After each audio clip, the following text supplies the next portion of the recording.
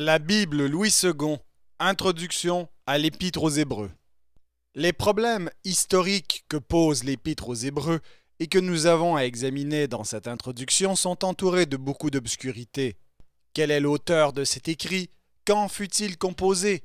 À quel lecteur fut-il d'abord destiné? Les renseignements fournis par l'Antiquité chrétienne sont insuffisants pour répondre avec certitude à ces questions, et l'étude de l'Épître elle-même ne conduit qu'à des hypothèses plus ou moins probables. L'Épître aux Hébreux ne porte aucune adresse. Ce fait est étrange. Paul met en tête de ses lettres sa signature et le nom de ceux auxquels il les destine. L'auteur de l'Épître aux Hébreux entre brusquement en matière par un exposé doctrinal. On a prétendu que son écrit n'était pas une lettre mais un traité dogmatique. Cette affirmation est contredite non seulement par les derniers versets de l'Épître, Hébreux 13, 18 et les suivants, où l'auteur salue ses lecteurs comme étant connus personnellement, mais par les exhortations qui se rencontrent dans tout le cours de l'Épître et qui font allusion à des circonstances très spéciales. La supposition que l'adresse primitive se serait perdue est peu vraisemblable, car les premières lignes de l'Épître forment un début solennel, et l'on concevrait difficilement qu'elles eussent jamais été précédées d'une salutation comme celle que nous lisons en tête des lettres pauliniennes. L'Épître aux Hébreux est, des écrits du Nouveau Testament, celui qui est rédigé dans le grec le plus pur. L'auteur observe dans sa composition les principes de la rhétorique des anciens. Il se plaît à arrondir ces périodes, à user d'antithèses, de jeux de mots, d'assonances. Ces particularités de style ne peuvent se transporter d'une langue dans une autre et prouvent que notre épître n'est pas, comme le supposait Clément d'Alexandrie, la traduction d'un original hébreu. Les citations de l'Ancien Testament sont faites exclusivement d'après la version grecque des Septante. L'auteur copie scrupuleusement l'exemplaire de cette version qu'il nous a sous les yeux. Le but de l'Épître aux Hébreux. Malgré les exposés de doctrine qui en constituent une partie notable, l'Épître aux Hébreux a un but pratique. Elle est un discours de consolation ou d'exhortation. L'auteur s'adresse à des chrétiens qui ont reçu l'Évangile depuis un temps déjà long et qui ont perdu la ferveur de leur zèle premier. Découragés par l'attente qui se prolonge, par les persécutions et les vexations qu'ils ont eu à subir, ils sont tentés d'abandonner la profession de leur espérance, de se détourner du Dieu vivant qu'ils ont appris à connaître en Jésus. L'opprobre de Christ les effraie. Ils souffrent d'être excommuniés par leurs compatriotes, exclus d'Israël. Ils sont toujours restés associés en une mesure à la vie religieuse de leur peuple et, dans l'ébranlement de leur foi en Christ, ils seraient enclins à chercher de nouveau leur appui et leur édification dans les cérémonies du culte juif et la participation aux repas qui accompagnaient les sacrifices. Le danger auquel les exposaient de telles dispositions était de retourner tout à fait au judaïsme. L'auteur veut les prémunir contre cette tentation. À cet effet, il leur adresse des exhortations qui reviennent de chapitre en chapitre, de plus en plus pressantes. Il leur déclare qu'un tel retour en arrière serait l'abandon de leur foi même en Dieu, qu'en reniant Christ, ils deviendraient participants du crime de ceux qui ont crucifié le Fils de Dieu et se perdraient irrémédiablement. Pour les encourager à la persévérance dans leur profession, l'auteur leur montre l'excellence de la nouvelle alliance dans laquelle ils sont entrés par Christ et sa supériorité sur l'ancienne. La date de l'Épître aux Hébreux. La démonstration et les exhortations dont nous venons de parler ne sont devenues nécessaires qu'à une époque tardive. Les destinataires de l'Épître devaient être depuis longtemps des maîtres, Hébreux 5.12, ils n'ont reçu l'Évangile que de seconde main, et il semble que les miracles qui accompagnèrent sa première prédication ne se produisirent plus, Hébreux 2.3. Leurs premiers conducteurs spirituels sont morts, Hébreux 13.7. Ils ont derrière eux, depuis leur conversion, un long passé de persécution, Hébreux 10.32. Il faut donc placer la composition de l'Épître à une époque éloignée des commencements de l'Église. D'autre part, il ne nous paraît pas possible de la mettre après la ruine de Jérusalem, car les termes dans lesquels l'auteur parle des institutions lévitiques supposent que le culte du temple se célébrait encore. On a dit, il est vrai, que l'auteur, dans ses démonstrations toutes théoriques, où il emploie le plus souvent le présent, mais parfois aussi le passé, n'a pas en vue le temple de Jérusalem, mais le tabernacle tel qu'il le trouve décrit dans le Pentateuque, et que peu lui importait que le temple fût encore debout ou momentanément détruit. Il est cependant des passages où il parle des cérémonies du culte israélite comme se célébrant encore au moment où il écrit. De plus, la ruine du temple, si elle avait été accomplie, lui aurait fourni un argument auquel il aurait eu sûrement recours. À une époque où le temple aurait été détruit, où les sacrifices dans lesquels se résumait à ses yeux toute l'ancienne alliance n'auraient plus été offerts, l'auteur se serait-il contenté de dire en Hébreux 8,13 « Ce qui est ancien, ce qui a vieilli, est près de disparaître ». Si notre épître a été écrite avant l'an 70, elle ne saurait être de beaucoup antérieure à la guerre des Juifs. Si elle est adressée à des chrétiens de Palestine et spécialement de Jérusalem, elle date probablement de l'an 65, car la guerre éclata dans l'été de l'an 66 et l'église de Jérusalem émigra à Pella vers la fin de l'an 67. Les destinataires de l'Épître aux Hébreux. Le titre que porte l'Épître aux Hébreux ne remonte pas à l'auteur. Il représente cependant une très ancienne tradition. Les sujets traités dans la lettre rendent vraisemblable que l'épître a été adressée à d'anciens juifs. Mais à quelle catégorie appartenaient les juifs désignés par le titre aux Hébreux? On appelait Hébreux d'une manière générale les Israélites de naissance, voir Philippiens 3,5. Dans l'Église des premiers siècles, on donnait ce nom aux chrétiens d'origine juive pour les distinguer des chrétiens d'origine païenne. Dans le Nouveau Testament, ils sont appelés ceux de la circoncision. Mais dans le langage ecclésiastique, le qualificatif d'hébreu est appliqué aux judéo-chrétiens. Il nous paraît difficile de donner au nom d'hébreu un sens plus précis et de l'appliquer à ces chrétiens de Palestine et de Jérusalem qui se distinguaient des hellénistes parce qu'ils n'avaient pas quitté le pays et se servaient couramment de la langue araméenne. On ne comprendrait pas qu'une lettre écrite dans le grec le plus pur et où n'est citée que la version des Septante, eut de tels destinataires. Il n'est pas prouvé non plus que le nom d'Hébreu s'appliqua exclusivement aux judéo-chrétiens de l'Église d'Égypte. Le titre aux Hébreux, dans le sens tout général qu'il convient de lui laisser, pourrait faire croire que notre épître est une encyclique adressée à tous les judéo-chrétiens de l'Église primitive. Mais il suffit d'ouvrir l'épître pour constater que l'auteur a écrit à une communauté particulière dans des circonstances spéciales. Il connaît les membres de cette Église et leurs besoins, et il est personnellement connu d'eux. L'auteur et ses lecteurs, qui nous apparaissent ainsi dans d'étroites relations, sont des chrétiens d'origine juive. On a contesté vivement dans des travaux récents cette affirmation. Elle nous paraît cependant établie non seulement par la teneur générale de l'épître et par le but que nous lui avons reconnu, mais par les remarques suivantes. 1. L'auteur appelle les chrétiens fidèles de l'Ancienne Alliance nos pères. Il considère ceux auxquels il s'adresse comme la postérité d'Abraham. 2. L'auteur reconnaît sans doute la portée universelle de l'œuvre rédemptrice accomplie par Jésus-Christ, mais il parle des effets de cette œuvre en des termes qui montrent avec évidence qu'il s'adresse exclusivement à des Israélites. 3. Dans ce dernier passage, Hébreux 13, 12 et 13, l'auteur prend occasion du fait que Jésus a souffert hors de la porte pour exhorter ses lecteurs à sortir vers lui hors du camp en portant son opprobre. Nous concluons que les destinataires de l'épître étaient juifs de naissance et d'éducation. Ils formaient à eux seuls toute la communauté à laquelle l'épître est adressée, car celle-ci ne renferme aucune allusion aux relations souvent si délicates avec les chrétiens d'origine païenne. Ce silence s'expliquerait difficilement si l'Église avait compté des membres appartenant aux deux catégories. En quelle contrée était établie cette communauté judéo-chrétienne? Le plus naturel nous paraît de la supposer en Palestine et à Jérusalem. C'est là que la plus ancienne tradition place les Hébreux dont le nom a été inscrit sur notre épître.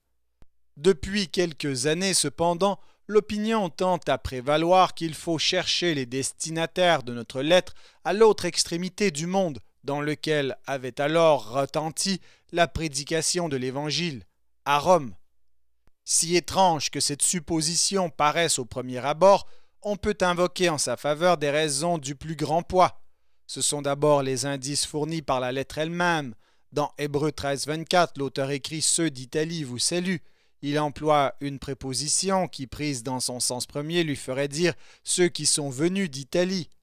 L'auteur serait éloigné d'Italie, d'une église de ce pays à laquelle il espérait être rendu bientôt, et qu'il saluerait de la part de son entourage composé d'Italiens, absents comme lui de leur patrie. Il compte aller voir ceux auxquels il écrit, et cela avec Timothée, bien connu des chrétiens de Rome, si l'on compare avec Philippiens 1:1 et 2 Timothée 4:21. La description que nous lisons en Hébreux 10:32 et suivant de la persécution qui atteignit l'Église répond à ce que nous savons du grand combat que, sous Néron en l'an 64, les chrétiens de la capitale eurent à soutenir. Ils furent exposés en spectacle dans les jardins de l'empereur.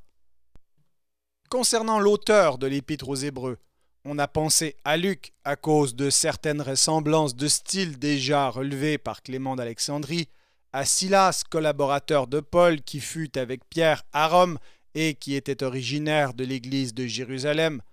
D'autres ont récemment émis l'hypothèse que l'épître fut écrite par Priscille et Aquilas et adressée à l'église qui se réunissait dans leur maison à Rome. Ces personnages appartenaient à la société la plus intime de l'apôtre des gentils. N'est-il pas vraisemblable qu'ils ont dû se nourrir de sa pensée, recevoir l'empreinte de son génie? Plus que ce n'est le cas pour l'auteur de notre épître, dont la théologie se distingue sur bien des points de celle de Paul. Deux noms se présentent parmi les hommes notables du siècle apostolique qui, tout en inclinant vers le paulinisme, paraissent avoir gardé une position indépendante à l'égard de l'apôtre des gentils. Apollos et Barnabas. Apollos nous est présenté dans le livre des Actes, au chapitre 18, verset 24, comme éloquent et versé dans les Écritures, caractéristique qui s'appliquerait bien à l'auteur de l'Épître aux Hébreux. Il était de plus originaire d'Alexandrie, ce qui expliquerait la connaissance que l'auteur a des écrits de Philon. Mais nous ne savons rien de l'histoire d'Apollos, et aucune tradition ne lui attribue notre épître. Il n'en est pas de même de Barnabas.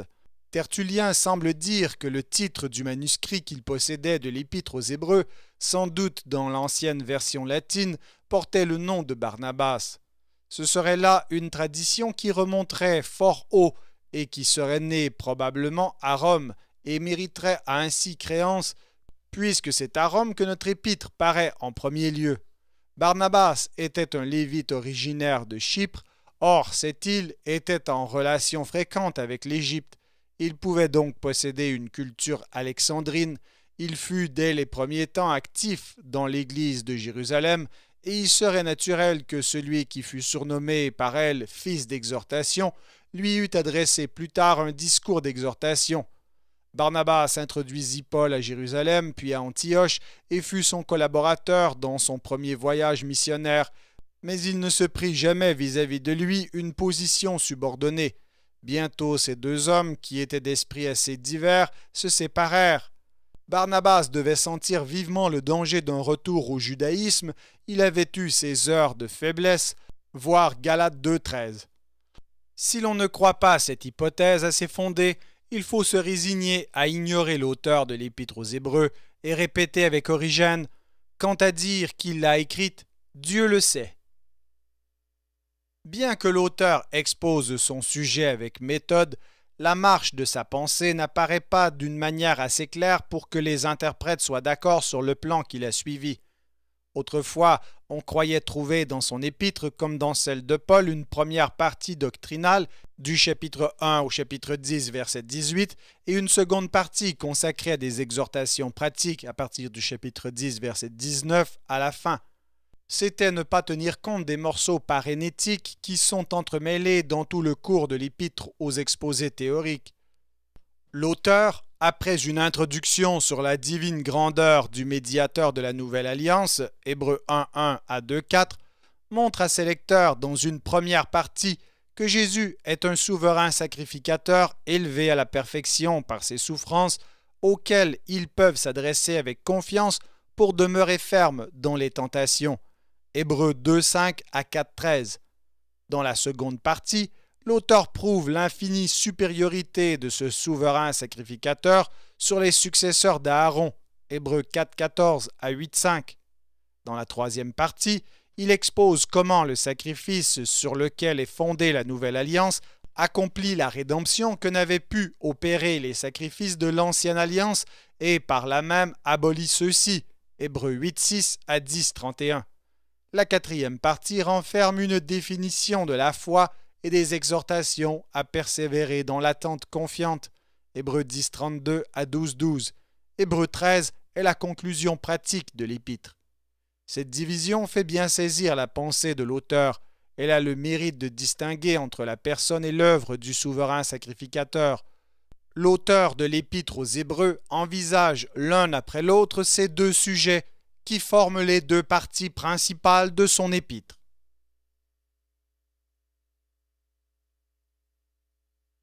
Épître aux Hébreux, chapitre 1. Après avoir autrefois, à plusieurs reprises et de plusieurs manières, parlé à nos pères par les prophètes, Dieu, dans ces derniers temps, nous a parlé par le Fils, qu'il a établi héritier de toutes choses, par lequel il a aussi créé le monde, et qui, étant le reflet de sa gloire et l'empreinte de sa personne, et soutenant toutes choses par sa parole puissante, a fait la purification des péchés, et s'est assis à la droite de la majesté divine dans les lieux très hauts, devenu d'autant supérieur aux anges qu'il a hérité d'un nom plus excellent que le leur.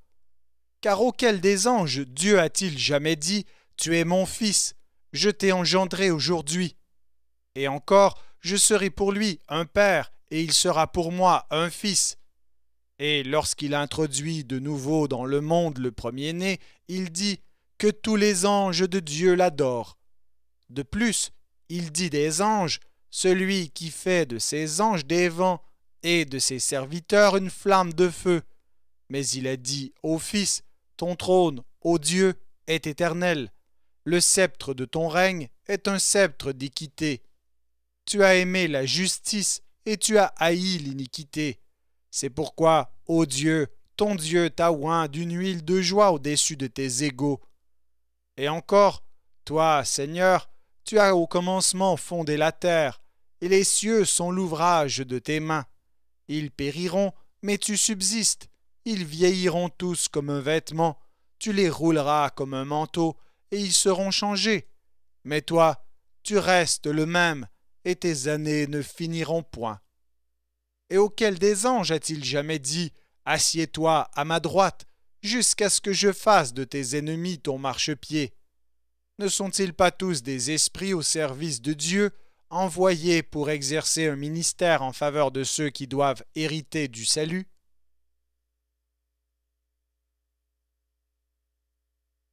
Épître aux Hébreux, chapitre 2. C'est pourquoi nous devons d'autant plus nous attacher aux choses que nous avons entendues, de peur que nous ne soyons emportés loin d'elles. Car si la parole annoncée par des anges a eu son effet, et si toute transgression et toute désobéissance a reçu une juste rétribution, comment échapperons-nous en négligeant un si grand salut qui, annoncé d'abord par le Seigneur, nous a été confirmé par ceux qui l'ont entendu, Dieu appuyant leur témoignage par des signes, des prodiges et divers miracles, et par les dons du Saint-Esprit distribués selon sa volonté. En effet, ce n'est pas à des anges que Dieu a soumis le monde à venir dont nous parlons. Or quelqu'un a rendu quelque part ce témoignage. Qu'est-ce que l'homme pour que tu te souviennes de lui, ou le Fils de l'homme pour que tu prennes soin de lui? Tu l'as abaissé pour un peu de temps au-dessous des anges, tu l'as couronné de gloire et d'honneur, tu as mis toutes choses sous ses pieds. En effet, en lui soumettant toutes choses, Dieu n'a rien laissé qui ne lui fût soumis. Cependant, nous ne voyons pas encore maintenant que toute chose lui soit soumise. Mais celui qui a été abaissé pour un peu de temps au-dessous des anges, Jésus, nous le voyons couronné de gloire et d'honneur à cause de la mort qu'il a soufferte, afin que, par la grâce de Dieu, il souffrit la mort pour tous. Il convenait, en effet, que celui pour qui et par qui sont toutes choses et qui voulait conduire à la gloire beaucoup de fils, éleva à la perfection par les souffrances le prince de leur salut. Car celui qui sanctifie et ceux qui sont sanctifiés sont tous issus d'un seul. C'est pourquoi il n'a pas honte de les appeler frères, lorsqu'il dit « J'annoncerai ton nom à mes frères, je te célébrerai au milieu de l'assemblée. » Et encore, je me confierai en toi. Et encore, me voici, moi et les enfants que Dieu m'a donnés. Ainsi donc, puisque les enfants participent au sang et à la chair, il y a également participé lui-même, afin que, par la mort, il anéantît celui qui a la puissance de la mort, c'est-à-dire le diable, et qu'il délivra tous ceux qui, par crainte de la mort, étaient toute leur vie retenus dans la servitude. Car assurément, ce n'est pas à des anges qu'il vient en aide, mais c'est à la postérité d'Abraham. En conséquence, il a dû être rendu semblable en toutes choses à ses frères, afin qu'il fût un souverain sacrificateur miséricordieux et fidèle dans le service de Dieu, pour faire l'expiation des péchés du peuple. Car, ayant été tenté lui-même dans ce qu'il a souffert, il peut secourir ceux qui sont tentés.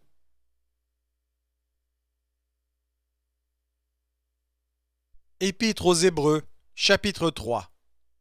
C'est pourquoi, frères saints, qui avaient part à la vocation céleste, considérez l'apôtre et le souverain sacrificateur de la foi que nous professons, Jésus, qui a été fidèle à celui qui l'a établi, comme le fut Moïse dans toute sa maison, car il a été jugé digne d'une gloire d'autant supérieure à celle de Moïse que celui qui a construit une maison a plus d'honneur que la maison même. Chaque maison est construite par quelqu'un, mais celui qui a construit toute chose, c'est Dieu.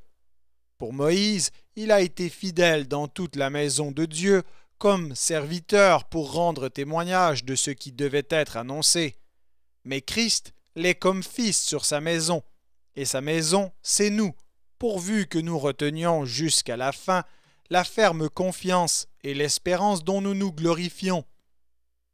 C'est pourquoi, selon ce que dit le Saint-Esprit, aujourd'hui, si vous entendez sa voix, n'endurcissez pas vos cœurs comme lors de la révolte, le jour de la tentation dans le désert, où vos pères me tentèrent pour m'éprouver, et ils virent mes œuvres pendant 40 ans.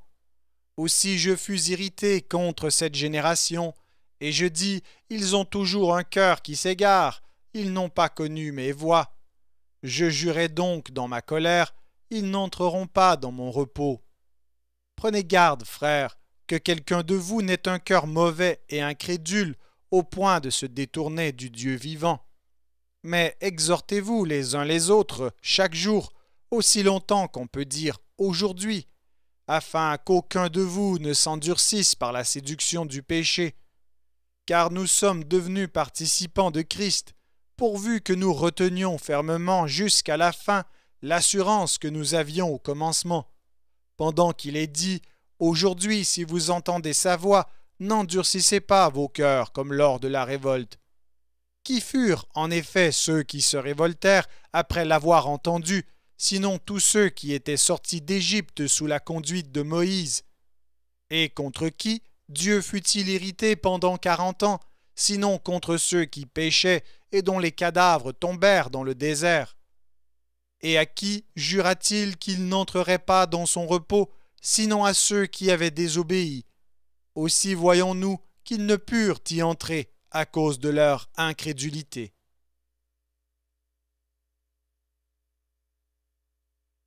Épître aux Hébreux, chapitre 4.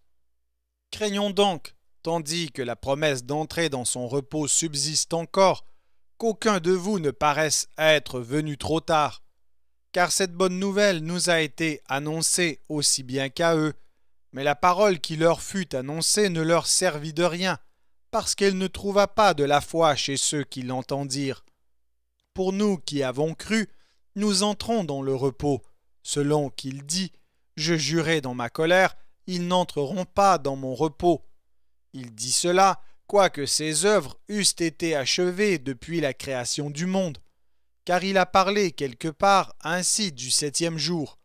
Et Dieu se reposa de toutes ses œuvres le septième jour. Et ici encore, ils n'entreront pas dans mon repos. Or, puisqu'il est encore réservé à quelques-uns d'y entrer, et que ceux à qui d'abord la promesse a été faite n'y sont pas entrés à cause de leur désobéissance, Dieu fixe de nouveau un jour, aujourd'hui, en disant dans David si longtemps après, comme il est dit plus haut, « Aujourd'hui, si vous entendez sa voix, n'endurcissez pas vos cœurs. » Car si Josué leur eût donné le repos, il ne parlerait pas après cela de notre jour. Il y a donc un repos de sabbat réservé au peuple de Dieu, car celui qui entre dans le repos de Dieu se repose de ses œuvres, comme Dieu s'est reposé des siennes. Efforçons-nous donc d'entrer dans ce repos, afin que personne ne tombe en donnant le même exemple de désobéissance. Car la parole de Dieu est vivante et efficace, plus tranchante qu'une épée quelconque à deux tranchants, pénétrante jusqu'à partager âme et esprit, jointure et moelle. Elle juge les sentiments et les pensées du cœur. Nulle créature n'est cachée devant lui, mais tout est à nu et à découvert aux yeux de celui à qui nous devons rendre compte. Ainsi, puisque nous avons un grand souverain sacrificateur qui a traversé les cieux, Jésus, le Fils de Dieu, demeurons fermes dans la foi que nous professons, car nous n'avons pas un souverain sacrificateur qui ne puisse compatir à nos faiblesses. Au contraire, il a été tenté comme nous en toutes choses, sans commettre de péché. Approchons-nous donc avec assurance du trône de la grâce, afin d'obtenir miséricorde et de trouver grâce pour être secourus dans nos besoins.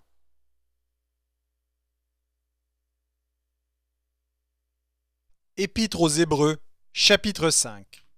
En effet, tout souverain sacrificateur pris du milieu des hommes est établi pour les hommes dans le service de Dieu, afin de présenter des offrandes et des sacrifices pour les péchés.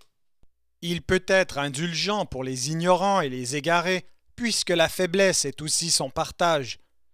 Et c'est à cause de cette faiblesse qu'il doit offrir des sacrifices pour ses propres péchés, comme pour ceux du peuple. Nul ne s'attribue cette dignité s'il n'est appelé de Dieu, comme le fut à Aaron. Et Christ ne s'est pas non plus attribué la gloire de devenir souverain sacrificateur, mais il la tient de celui qui lui a dit « Tu es mon fils, je t'ai engendré aujourd'hui ». Comme il dit encore ailleurs « Tu es sacrificateur pour toujours selon l'ordre de Melchisédek ». C'est lui qui, dans les jours de sa chair, ayant présenté avec de grands cris et avec larmes des prières et des supplications à celui qui pouvait le sauver de la mort, et ayant été exaucé à cause de sa piété, a appris, bien qu'il fût fils, l'obéissance par les choses qu'il a souffertes, et qui, après avoir été élevé à la perfection, est devenu pour tous ceux qui lui obéissent l'auteur d'un salut éternel. Dieu l'ayant déclaré souverain sacrificateur selon l'ordre de Melchisédek. Nous avons beaucoup à dire là-dessus, et des choses difficiles à expliquer parce que vous êtes devenus lents à comprendre. Vous, en effet, qui depuis longtemps devriez être des maîtres, vous avez encore besoin qu'on vous enseigne les premiers rudiments des oracles de Dieu. Vous en êtes venus à avoir besoin de lait et non d'une nourriture solide. Or, quiconque en est au lait n'a pas l'expérience de la parole de justice, car il est un enfant. Mais la nourriture solide est pour les hommes faits, pour ceux dont le jugement est exercé par l'usage à discerner ce qui est bien et ce qui est mal.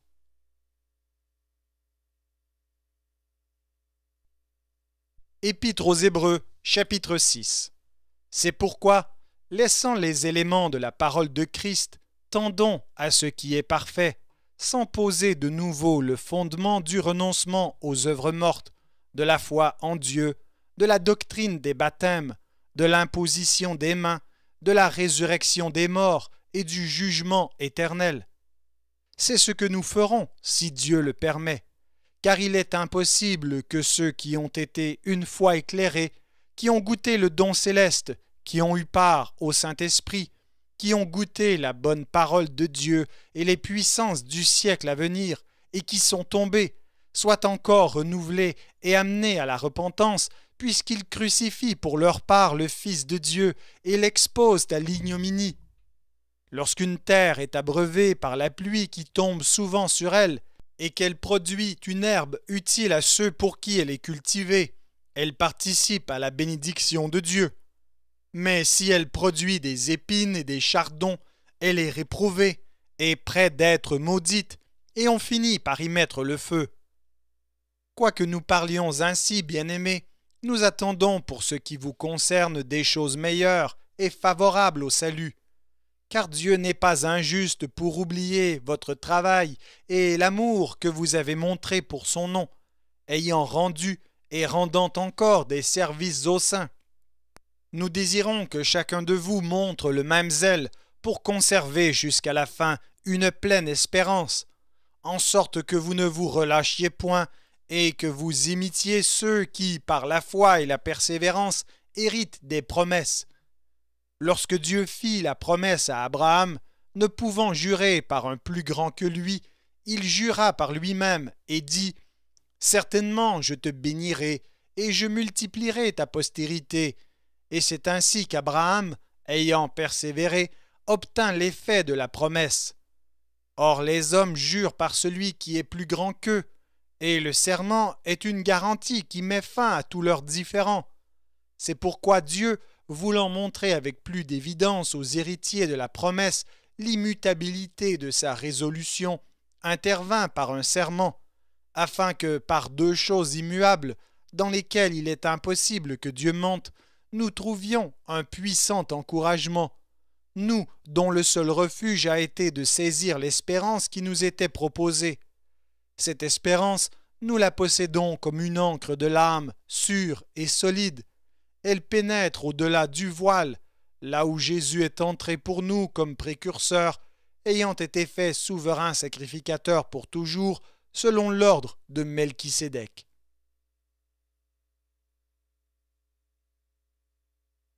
Épître aux Hébreux, chapitre 7. En effet, ce Melchisédek, roi de Salem, sacrificateur du Dieu Très-Haut, qui alla au-devant d'Abraham lorsqu'il revenait de la défaite des rois, qui le bénit, et à qui Abraham donna la dîme de tout, qui est d'abord roi de justice, d'après la signification de son nom, ensuite roi de Salem, c'est-à-dire roi de paix, qui est sans père, sans mère, sans généalogie, qui n'a ni commencement de jour, ni fin de vie, mais qui est rendu semblable au Fils de Dieu. Ce Melchisédek demeure sacrificateur à perpétuité. Considérez combien est grand celui auquel le patriarche Abraham donna la dîme du butin. Ceux des fils de Lévi qui exercent le sacerdoce ont, d'après la loi, l'ordre de lever la dîme sur le peuple, c'est-à-dire sur leurs frères, qui cependant sont issus des reins d'Abraham. Et lui, qui ne tirait pas d'eux son origine, il leva la dîme sur Abraham, et il bénit celui qui avait les promesses. Or c'est sans contredit l'inférieur qui est béni par le supérieur. Et ici, ceux qui perçoivent la dîme sont des hommes mortels, mais là, c'est celui dont il est attesté qu'il est vivant. De plus, Lévi qui perçoit la dîme l'a payée, pour ainsi dire, par Abraham, car il était encore dans les reins de son père lorsque Melchisédek alla au-devant d'Abraham. Si donc la perfection avait été possible par le sacerdoce lévitique, car c'est sur ce sacerdoce que repose la loi donnée au peuple, qu'était-il encore besoin qu'il parût un autre sacrificateur selon l'ordre de Melchisédek et non selon l'ordre d'Aaron? Car le sacerdoce étant changé, nécessairement aussi il y a un changement de loi. En effet, celui de qui ces choses sont dites appartient à une autre tribu dont aucun membre n'a fait le service de l'autel. car il est notoire que notre Seigneur est sorti de Juda, tribu dont Moïse n'a rien dit pour ce qui concerne le sacerdoce. Cela devient plus évident encore quand il paraît un autre sacrificateur à la ressemblance de Melchisédek, institué non d'après la loi d'une ordonnance charnelle, mais selon la puissance d'une vie impérissable. Car ce témoignage lui est rendu. Tu es sacrificateur pour toujours, selon l'ordre de Melchisédek. Il y a ainsi abolition d'une ordonnance antérieure à cause de son impuissance et de son inutilité, car la loi n'a rien amené à la perfection, et introduction d'une meilleure espérance, par laquelle nous nous approchons de Dieu. Et comme cela n'a pas eu lieu sans serment, car tandis que les Lévites sont devenus sacrificateurs sans serment, Jésus l'est devenu avec serment, par celui qui lui a dit « Le Seigneur a juré, et il ne se repentira pas. Tu es sacrificateur pour toujours, selon l'ordre de Melchisédek. » Jésus est par cela même le garant d'une alliance plus excellente. De plus, il y a eu des sacrificateurs en grand nombre, parce que la mort les empêchait d'être permanents. Mais lui, parce qu'il demeure éternellement, possède un sacerdoce qui n'est pas transmissible. C'est aussi pour cela qu'il peut sauver parfaitement ceux qui s'approchent de Dieu par lui, étant toujours vivant pour intercéder en leur faveur.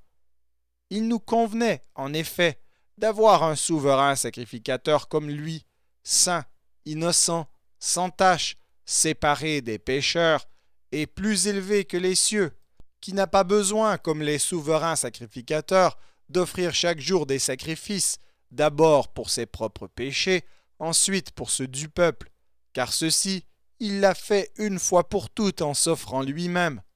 En effet, la loi établit souverain sacrificateur des hommes sujets à la faiblesse, mais la parole du serment, qui a été fait après la loi, établit le Fils, qui est parfait pour l'éternité.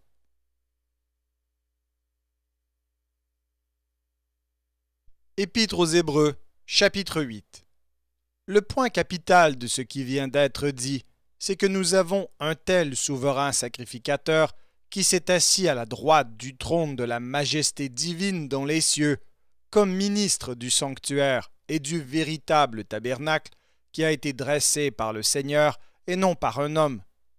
Tout souverain sacrificateur est établi pour présenter des offrandes et des sacrifices, d'où il est nécessaire que celui-ci ait aussi quelque chose à présenter. S'il était sur la terre, il ne serait pas même sacrificateur, puisque là sont ceux qui présentent les offrandes selon la loi, lesquels célèbrent un culte, image et ombre des choses célestes, selon que Moïse en fut divinement averti lorsqu'il allait construire le tabernacle. Et soin lui fut-il dit de faire tout d'après le modèle qui t'a été montré sur la montagne. Mais maintenant, il a obtenu un ministère d'autant supérieur qu'il est le médiateur d'une alliance plus excellente qui a été établie sur de meilleures promesses. En effet, si la première alliance avait été sans défaut, il n'aurait pas été question de la remplacer par une seconde, car c'est avec l'expression d'un blâme que le Seigneur dit à Israël « Voici les jours viennent, dit le Seigneur, où je ferai avec la maison d'Israël et la maison de Juda une alliance nouvelle, non comme l'alliance que je traitai avec leur père le jour où je les saisis par la main pour les faire sortir du pays d'Égypte, car ils n'ont pas persévéré dans mon alliance, et moi aussi, je ne me suis pas soucié d'eux, dit le Seigneur. Mais voici l'alliance que je ferai avec la maison d'Israël. Après ces jours-là, dit le Seigneur, je mettrai mes lois dans leur esprit, je les écrirai dans leur cœur, et je serai leur Dieu, et ils seront mon peuple. Aucun n'enseignera plus son concitoyen, ni aucun son frère, en disant « Connais le Seigneur », car tous me connaîtront, depuis le plus petit jusqu'au plus grand d'entre eux, parce que je pardonnerai leurs iniquités, et que je ne me souviendrai plus de leurs péchés. En disant une alliance nouvelle, il a déclaré la première ancienne. Or, ce qui est ancien, ce qui a vieilli, est près de disparaître.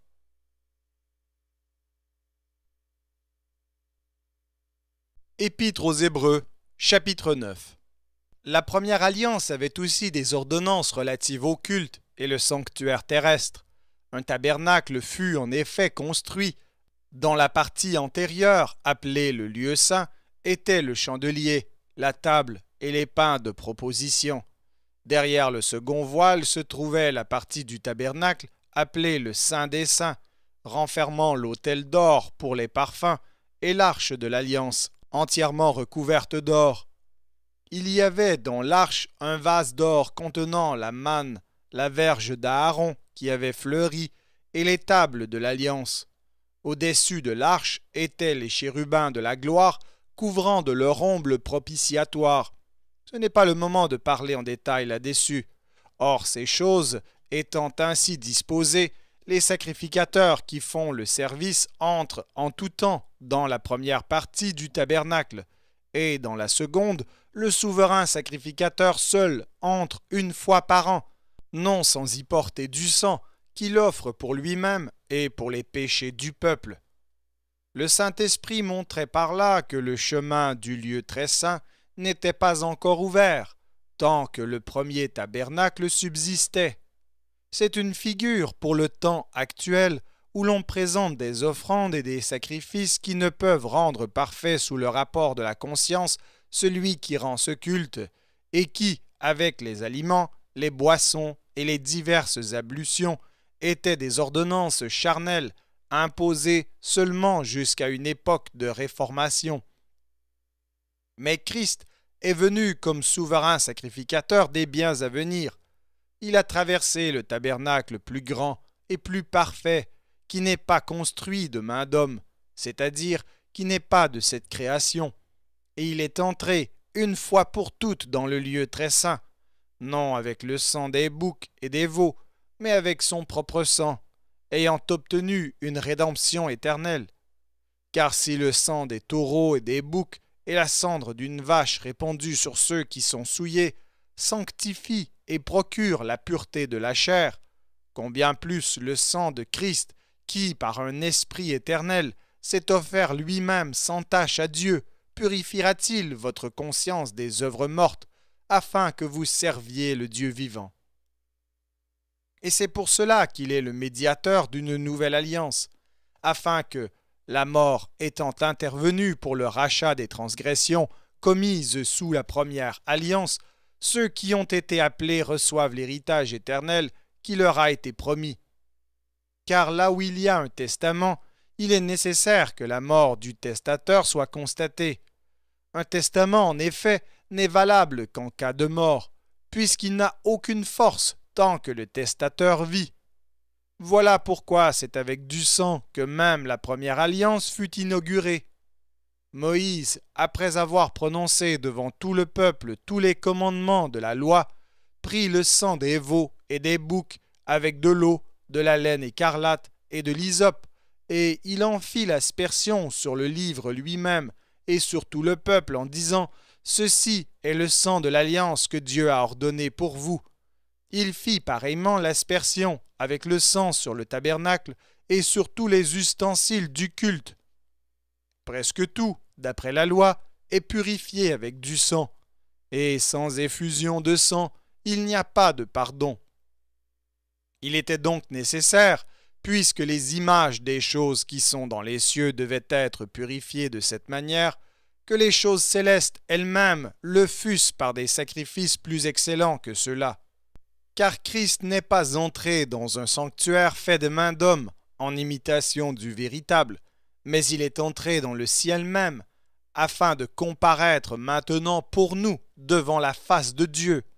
Et ce n'est pas pour s'offrir lui-même plusieurs fois qu'il y est entré, comme le souverain sacrificateur entre chaque année dans le sanctuaire avec du sang étranger.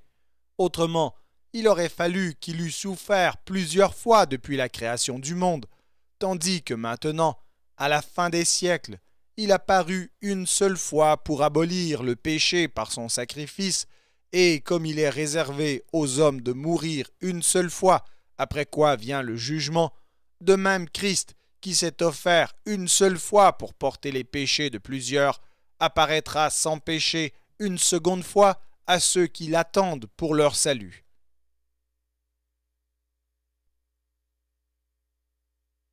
Épître aux Hébreux, chapitre 10.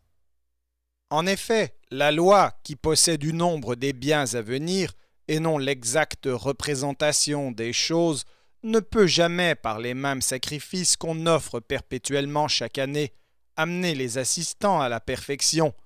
Autrement, n'aurait-on pas cessé de les offrir, parce que ceux qui rendent ce culte, étant une fois purifiés, n'auraient plus eu aucune conscience de leurs péchés? Mais le souvenir des péchés est renouvelé chaque année par ces sacrifices, car il est impossible que le sang des taureaux et des boucs ôte les péchés. C'est pourquoi Christ, entrant dans le monde, dit « Tu n'as voulu ni sacrifice ni offrande, mais tu m'as formé un corps. Tu n'as agréé ni holocauste ni sacrifice pour le péché. Alors j'ai dit « Voici, je viens. Dans le rouleau du livre, il est question de moi, pour faire, ô Dieu, ta volonté. » Après avoir dit d'abord « Tu n'as voulu et tu n'as agréé ni sacrifice, ni offrande, ni holocauste, ni sacrifice pour le péché, ce qu'on offre selon la loi », il dit ensuite « Voici, je viens pour faire ta volonté ». Il abolit ainsi la première chose pour établir la seconde. C'est en vertu de cette volonté que nous sommes sanctifiés par l'offrande du corps de Jésus-Christ, une fois pour toutes. Et tandis que tout sacrificateur fait chaque jour le service et offre souvent les mêmes sacrifices qui ne peuvent jamais ôter les péchés, lui, après avoir offert un seul sacrifice pour les péchés, s'est assis pour toujours à la droite de Dieu, attendant désormais que ses ennemis soient devenus son marchepied. Car, par une seule offrande, il a amené à la perfection pour toujours ceux qui sont sanctifiés. C'est ce que le Saint-Esprit nous atteste aussi, car après avoir dit « Voici l'alliance que je ferai avec eux. Après ces jours-là, dit le Seigneur, je mettrai mes lois dans leur cœur, et je les écrirai dans leur esprit. » Il ajoute « Et je ne me souviendrai plus de leurs péchés, ni de leurs iniquités. » Or, là où il y a pardon des péchés, il n'y a plus d'offrande pour le péché. Ainsi donc, frères, puisque nous avons, au moyen du sang de Jésus, une libre entrée dans le sanctuaire, par la route nouvelle et vivante qu'il a inaugurée pour nous au travers du voile, c'est-à-dire de sa chair, et puisque nous avons un souverain sacrificateur établi sur la maison de Dieu, approchons-nous avec un cœur sincère, dans la plénitude de la foi, les cœurs purifiés d'une mauvaise conscience et le corps lavé d'une eau pure. Retenons fermement la profession de notre espérance, car celui qui a fait la promesse est fidèle. Veillons les uns sur les autres pour nous exciter à la charité et aux bonnes œuvres. N'abandonnons pas notre assemblée, comme c'est la coutume de quelques-uns, mais exhortons-nous réciproquement, et cela d'autant plus que vous voyez s'approcher le jour. Car si nous péchons volontairement, après avoir reçu la connaissance de la vérité, il ne reste plus de sacrifice pour le péché, mais une attente terrible du jugement et l'ardeur d'un feu qui dévorera les rebelles. Celui qui a violé la loi de Moïse meurt sans miséricorde sur la déposition de 2 ou de 3 témoins. De quel pire châtiment pensez-vous que sera jugé digne celui qui aura foulé aux pieds le Fils de Dieu, qui aura tenu pour profane le sang de l'alliance par lequel il a été sanctifié, et qui aura outragé l'esprit de la grâce? Car nous connaissons celui qui a dit « À moi la vengeance, à moi la rétribution », et encore « Le Seigneur jugera son peuple ». C'est une chose terrible que de tomber entre les mains du Dieu vivant. Souvenez-vous de ces premiers jours où, après avoir été éclairés, vous avez soutenu un grand combat au milieu des souffrances, d'une part exposé comme en spectacle aux opprobres et aux tribulations, et de l'autre vous associant à ceux dont la position était la même. En effet, vous avez eu de la compassion pour les prisonniers, et vous avez accepté avec joie l'enlèvement de vos biens, sachant que vous avez des biens meilleurs et qui durent toujours. N'abandonnez donc pas votre assurance, à laquelle est attachée une grande rémunération, car vous avez besoin de persévérance, afin qu'après avoir accompli la volonté de Dieu, vous obteniez ce qui vous est promis. Encore un peu de temps, celui qui doit venir viendra, et il ne tardera pas, et mon juste vivra par la foi. Mais s'il se retire, mon âme ne prend pas plaisir en lui. Nous ne sommes pas de ceux qui se retirent pour se perdre, mais de ceux qui ont la foi pour sauver leur âme.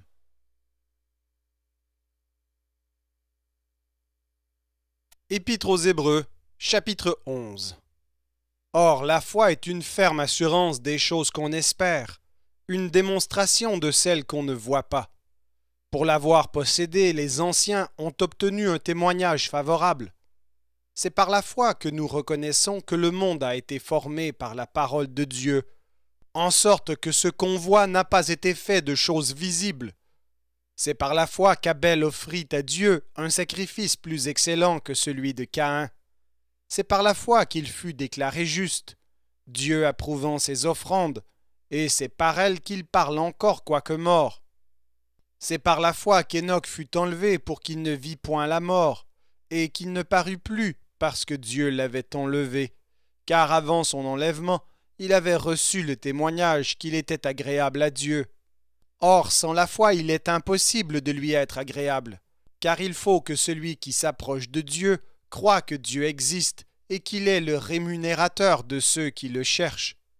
C'est par la foi que Noé, divinement averti des choses qu'on ne voyait pas encore et saisi d'une crainte respectueuse, construisit une arche pour sauver sa famille. C'est par elle qu'il condamna le monde et devint héritier de la justice qui s'obtient par la foi. C'est par la foi qu'Abraham, lors de sa vocation, obéit et partit pour un lieu qu'il devait recevoir en héritage et qu'il partit sans savoir où il allait. C'est par la foi qu'il vint s'établir dans la terre promise, comme dans une terre étrangère, habitant sous des tentes, ainsi qu'Isaac et Jacob, les cohéritiers de la même promesse. Car il attendait la cité qui a de solides fondements, celle dont Dieu est l'architecte et le constructeur. C'est par la foi que Sarah elle-même, malgré son âge avancé, fut rendue capable d'avoir une postérité, parce qu'elle crut à la fidélité de celui qui avait fait la promesse. C'est pourquoi d'un seul homme, déjà usé de corps, naquit une postérité nombreuse comme les étoiles du ciel, comme le sable qui est sur le bord de la mer, et qu'on ne peut compter. C'est dans la foi qu'ils sont tous morts, sans avoir obtenu les choses promises, mais ils les ont vues et saluées de loin, reconnaissant qu'ils étaient étrangers et voyageurs sur la terre. Ceux qui parlent ainsi montrent qu'ils cherchent une patrie.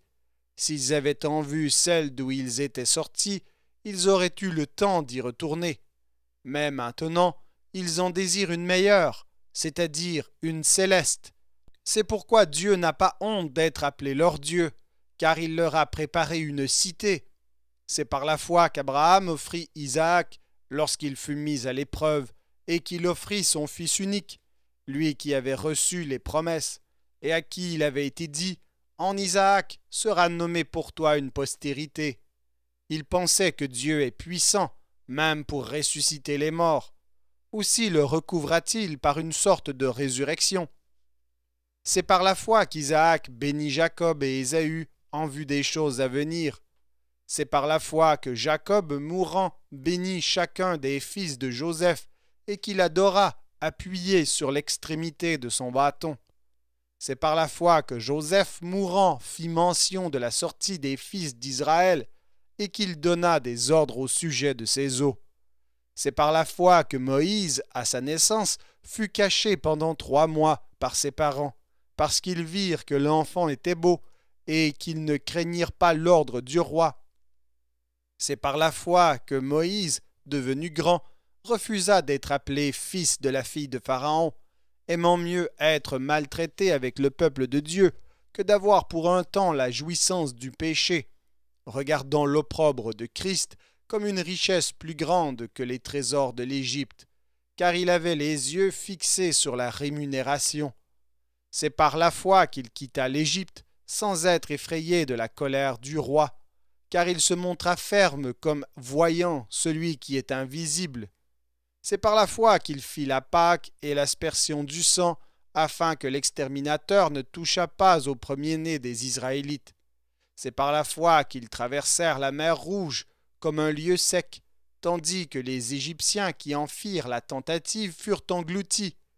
C'est par la foi que les murailles de Jéricho tombèrent, après qu'on en eut fait le tour pendant 7 jours. C'est par la foi que Rahab la prostituée ne périt pas avec les rebelles, parce qu'elle avait reçu les espions avec bienveillance. Et que dirais-je encore? Car le temps me manquerait pour parler de Gédéon, de Barak, de Samson, de Jephthé, de David, de Samuel et des prophètes qui par la foi vainquirent des royaumes, exercèrent la justice, obtinrent des promesses, fermèrent la gueule des lions, éteignirent la puissance du feu, échappèrent aux tranchants de l'épée, guérirent de leurs maladies, furent vaillants à la guerre, mirent en fuite des armées étrangères. Des femmes recouvrèrent leur mort par la résurrection, d'autres furent livrées au tourment et n'acceptèrent point de délivrance afin d'obtenir une meilleure résurrection. D'autres subirent les moqueries et le fouet, les chaînes et la prison. Ils furent lapidés, sciés, torturés. Ils moururent tués par l'épée. Ils allèrent çà et là, vêtus de peaux de brebis et de peaux de chèvre, dénués de tout, persécutés, maltraités. Eux dont le monde n'était pas digne, errant dans les déserts et les montagnes, dans les cavernes et les antres de la terre. Tous ceux-là, à la foi desquels il a été rendu témoignage, n'ont pas obtenu ce qui leur était promis. Dieu ayant en vue quelque chose de meilleur pour nous, afin qu'ils ne parvinssent pas sans nous à la perfection.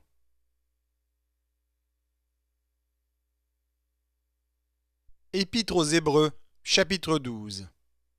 Nous donc aussi, puisque nous sommes environnés d'une si grande nuée de témoins, rejetons tout fardeau et le péché qui nous enveloppe si facilement, et courons avec persévérance dans la carrière qui nous est ouverte, ayant les regards sur Jésus, le chef et le consommateur de la foi, qui en vue de la joie qui lui était réservée, a souffert la croix, méprisé l'ignominie, et s'est assis à la droite du trône de Dieu. Considérez en effet celui qui a supporté contre sa personne une telle opposition de la part des pécheurs, afin que vous ne vous lassiez point l'âme découragée. Vous n'avez pas encore résisté jusqu'au sang en luttant contre le péché, et vous avez oublié l'exhortation qui vous est adressée comme à des fils. Mon fils, ne méprise pas le châtiment du Seigneur, et ne perds pas courage lorsqu'il te reprend. Car le Seigneur châtie celui qu'il aime, et il frappe de la verge tous ceux qu'il reconnaît pour ses fils. Supportez le châtiment, c'est comme des fils que Dieu vous traite, car quel est le fils qu'un père ne châtie pas? Mais si vous êtes exempts du châtiment auquel tous ont part, vous êtes donc des enfants illégitimes et non des fils. D'ailleurs, puisque nos pères selon la chair nous ont châtiés, et que nous les avons respectés, ne devons-nous pas, à bien plus forte raison, nous soumettre au Père des esprits pour avoir la vie? Nos pères nous châtiaient pour peu de jours, comme ils le trouvaient bon, mais Dieu nous châtie pour notre bien, afin que nous participions à sa sainteté. Il est vrai que tout châtiment semble d'abord un sujet de tristesse et non de joie, mais il produit plus tard pour ceux qui ont été ainsi exercés un fruit paisible de justice. Fortifiez donc vos mains languissantes et vos genoux affaiblis, et suivez avec vos pieds des voies droites, afin que ce qui est boiteux ne dévie pas, mais plutôt se raffermisse. Recherchez la paix avec tous, et la sanctification, sans laquelle personne ne verra le Seigneur. Veillez à ce que nul ne se prive de la grâce de Dieu, à ce qu'aucune racine d'amertume poussant des rejetons ne produise du trouble, et que plusieurs n'en soient infectés, à ce qu'il n'y ait ni impudique, ni profane comme Ésaü, qui pour un mets vendit son droit d'aînesse. Vous savez que plus tard, voulant obtenir la bénédiction, il fut rejeté, quoiqu'il la sollicitât avec larmes, car son repentir ne put avoir aucun effet. Vous ne vous êtes pas approché d'une montagne qu'on pouvait toucher et qui était embrasée par le feu, ni de la nuée, ni des ténèbres, ni de la tempête, ni du retentissement de la trompette, ni du bruit des paroles, tels que ceux qui l'entendirent demandèrent qu'il ne leur en fût adressé aucune de plus, car ils ne supportaient pas cette déclaration. Si même une bête touche la montagne, elle sera lapidée. Et ce spectacle était si terrible que Moïse dit « Je suis épouvanté et tout tremblant. » Mais vous vous êtes approchés de la montagne de Sion, de la cité du Dieu vivant, la Jérusalem céleste des myriades qui forment le cœur des anges, de l'assemblée des premiers-nés inscrits dans les cieux, du juge qui est le Dieu de tous, des esprits des justes parvenus à la perfection, de Jésus qui est le médiateur de la nouvelle alliance, et du sang de l'aspersion qui parle mieux que celui d'Abel.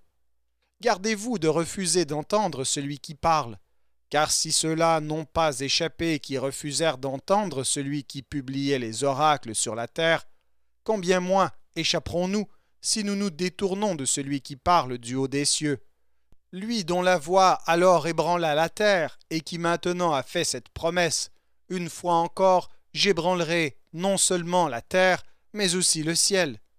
Ces mots, une fois encore, indiquent le changement des choses ébranlées comme étant faites pour un temps, afin que les choses inébranlables subsistent. C'est pourquoi, recevant un royaume inébranlable, montrons notre reconnaissance en rendant à Dieu un culte qui lui soit agréable, avec piété et avec crainte, car notre Dieu est aussi un feu dévorant.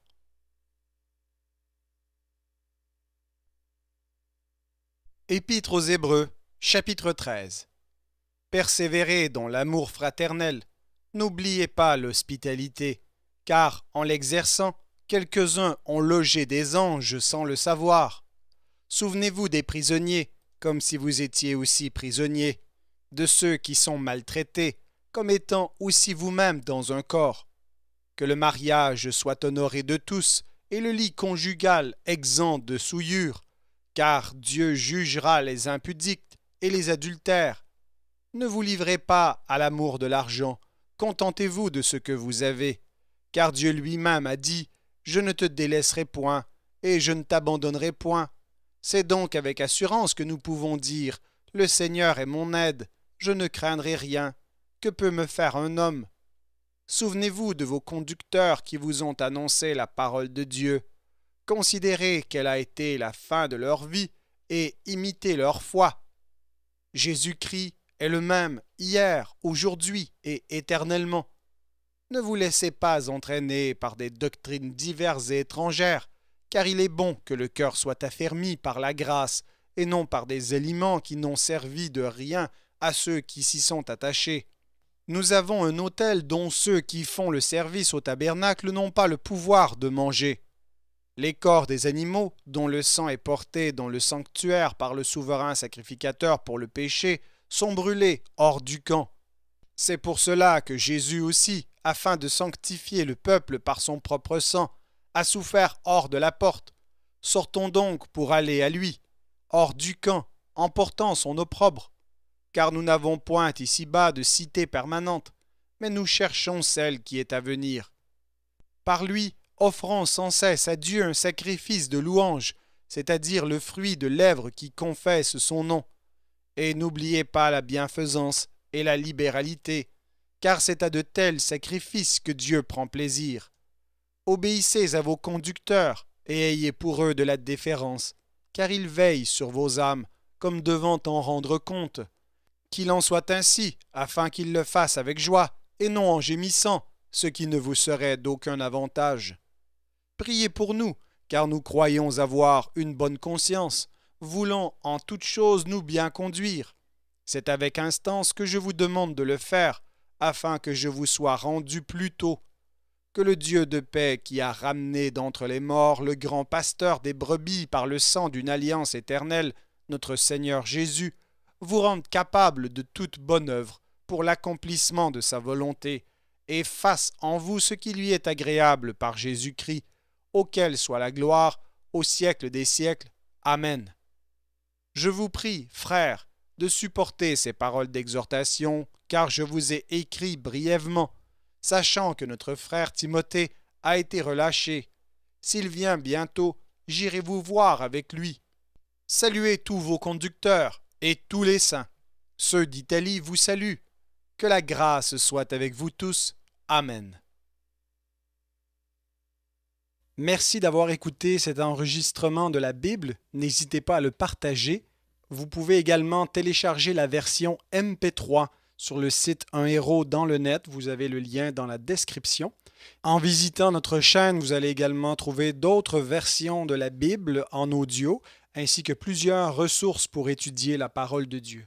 Toutes ces ressources sont mises à votre disposition gratuitement. N'hésitez pas de nous faire un don si le Seigneur vous le met à cœur en utilisant le lien qui est également dans la description. Merci encore et que Dieu vous bénisse.